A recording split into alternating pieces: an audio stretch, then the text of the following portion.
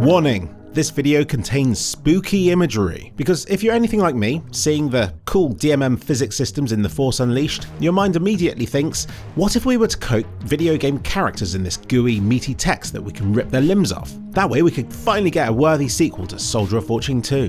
Because surely that's the reaction a sane person would have to this tech. I mean, even the devs were thinking it, as demonstrated by a YouTuber, aptly named DMM Jedi. He's got all sorts of weird, funky DMM showcases, like this incredible castle demolition sequence, this spaceship destruction sequence, a Rube Goldberg contraption, and my favourite, Minecraft, with DMM. Doesn't it make you want a jelly? Yum yum yum yum yum yum yum. If you want to experiment with this tech yourself, you can either learn a 3D modelling program, or you can play The Force Unleashed, a game released in 2008 which is still the only real game with the tech featured within it. I've already covered all the breakable stuff in the earlier levels of that game in my previous 2 videos on this topic, and in this one I'll be finishing the campaign and discussing more about DMM as I go, because something really cool started happening. Developers who worked on that game 17 years ago have been openly chatting about the technology in the comments section of my videos. One even gave me a sneak peek at what they're currently working on, but more of that later. First of all, level 8 of The Force Unleashed. And this level's interesting because it contains all of the ingredients required to make a fleshy body simulation. Immediately you can make out all these stringy snot or mucus physics, essential for any simulation of a human character, I think you'll agree. But there's another effect I really want you to see. I did actually talk about it in a previous video, but it's these claw physics that you can rip out of the ground and away from their fingery, fleshy bases. They begrudgingly separate, leaving a flailing chunk of matter around the base of the claw and a stump left in the ground. Sadly, following the separation, none of these are that interactive. Except one. Found in this corner, just here. Now I'd love to show you this one more times, but you have to go through a fight to get to it, and it's rather exhausting. So make the most of these clips here. You're welcome. Your lightsaber effortlessly slices through it, leaving an increasingly ragged bunch of jelly chunks until it fades out, which happens way too soon. But maybe that's why I like all this so much, because I never feel quite full. These physics taunt and tease me, and I always feel like I could manage another slice. Euphoria plus physics equals torture. It's what it was made for. They might not have known it at the time, although judging from this supposed tech demo for DMM and Euphoria, maybe they did. Sadistic people. Just thought I'd point this out and let this stormtrooper demonstrate it by having the worst day of his life as he dramatically struggles against these bouncy mushrooms and fails. This better not awaken anything in him. It's too late for me.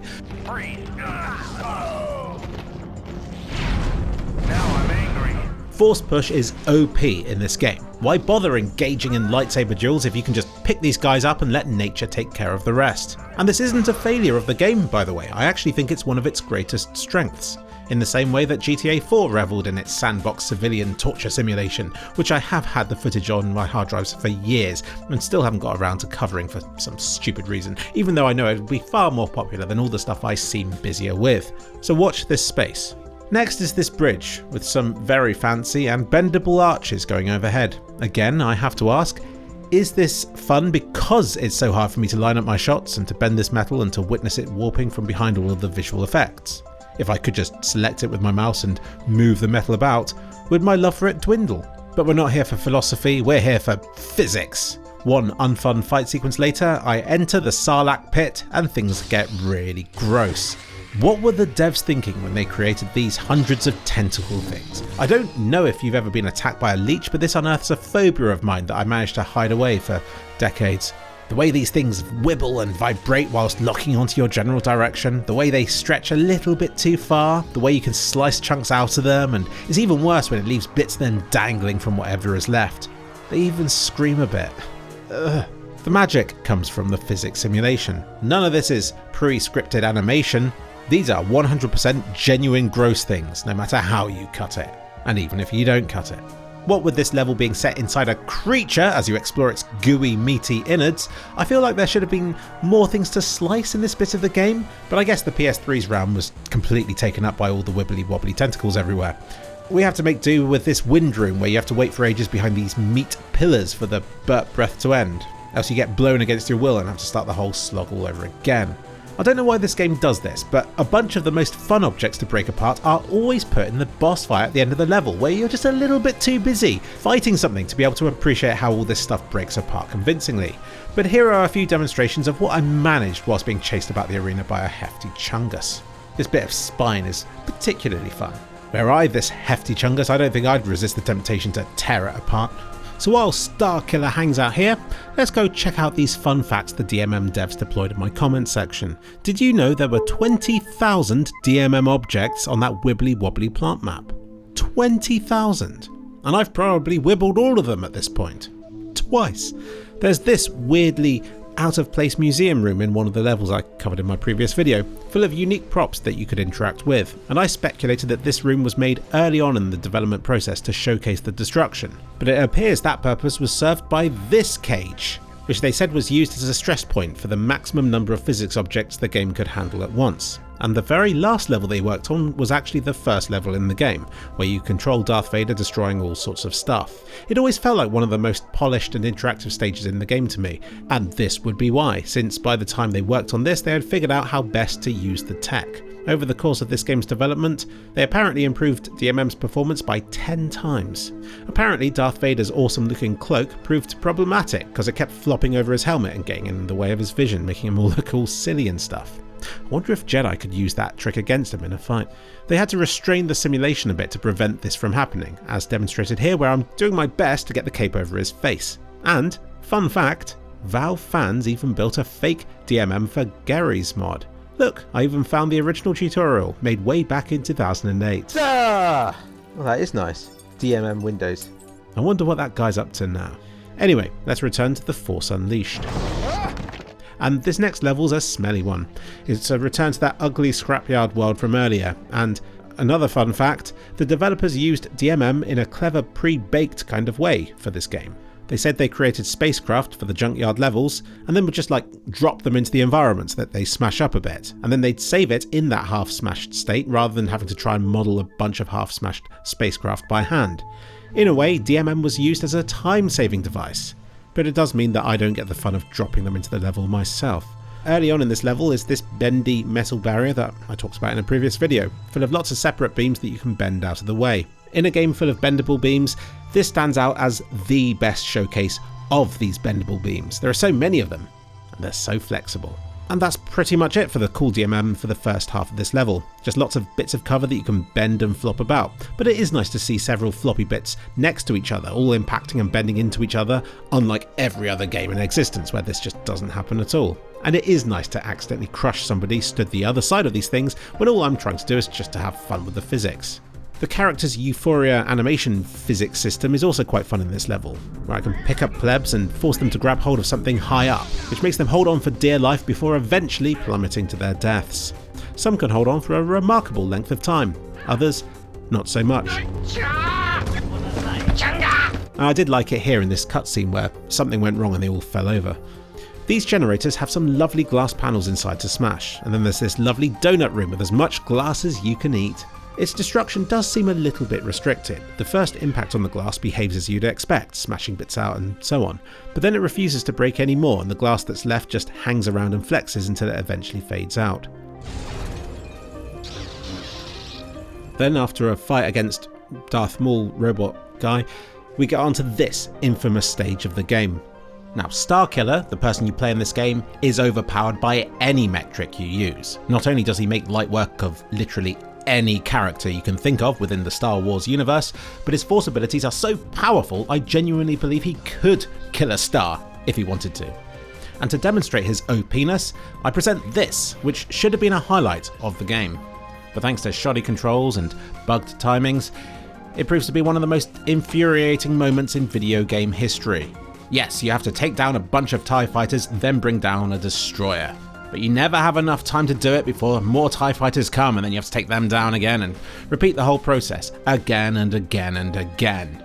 It drove me insane.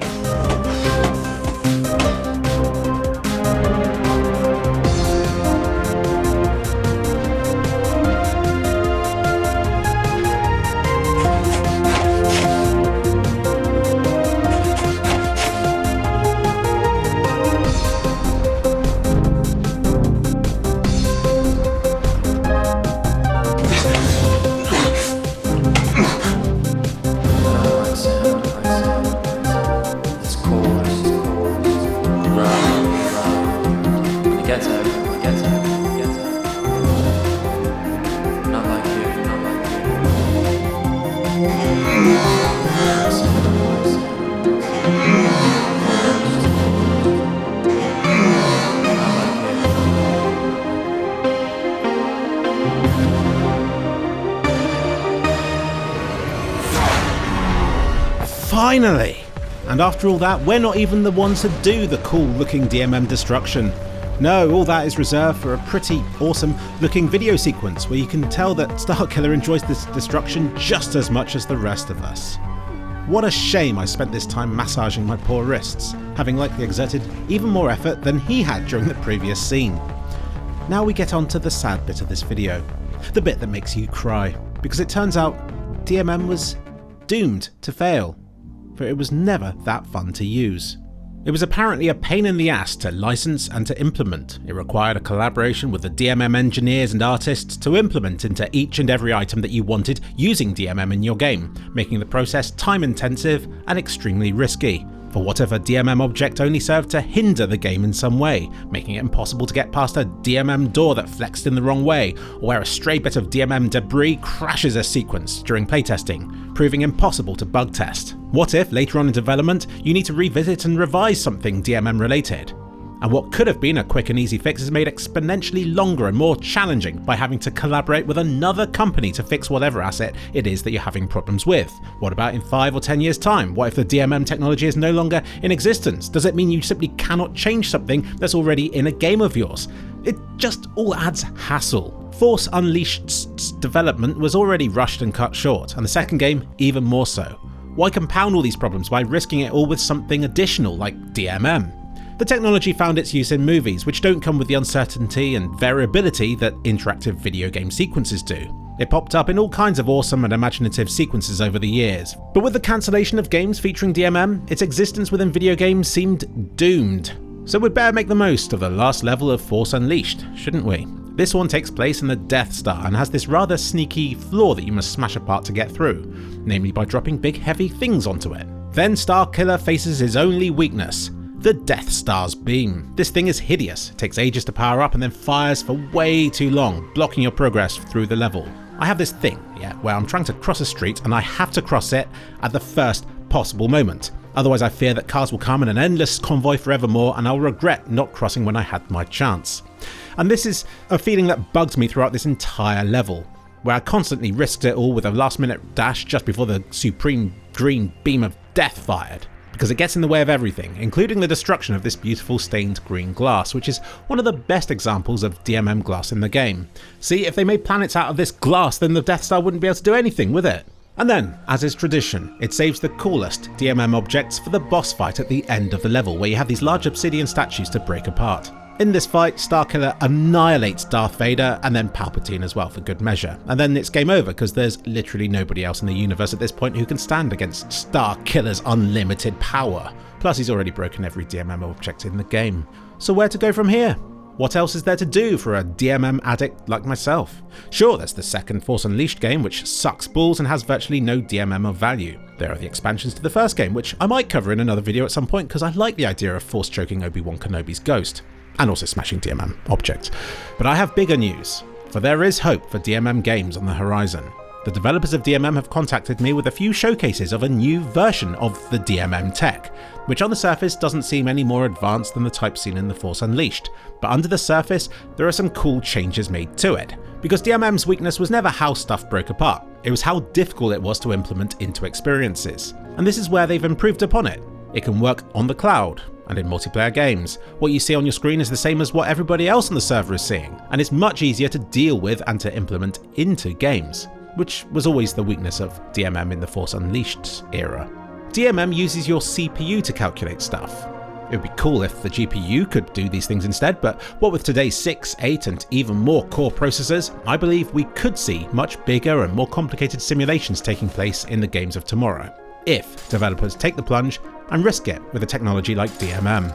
I will link to their site in this video's description so you can see what they're working on for yourself. It astonishes me that almost 2 decades after DMM first saw the light of day, firstly, nothing else has come along to imitate what it does, and secondly, that the devs are still keen to support this tech and are so open to talking with me about it.